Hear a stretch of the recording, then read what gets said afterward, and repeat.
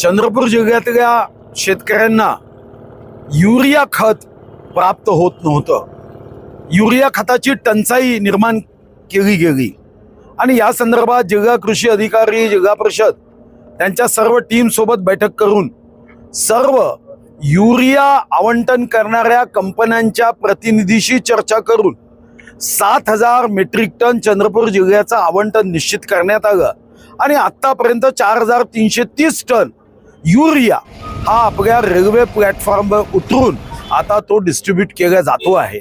माझं शेतकऱ्यांना आवाहन आहे की जिथं कुठं आपल्याला अडचण असेल तर आमच्या वतीने बंडू गोरकार हे आपला मोबाईल नंबर आपल्याला देतील, आपण संपर्क करावा. ज्या शेतकऱ्यांना खतासंदर्भात अडचण होत असेल त्यांनी माझ्याशी 9145405667 या नंबरवर संपर्क करा.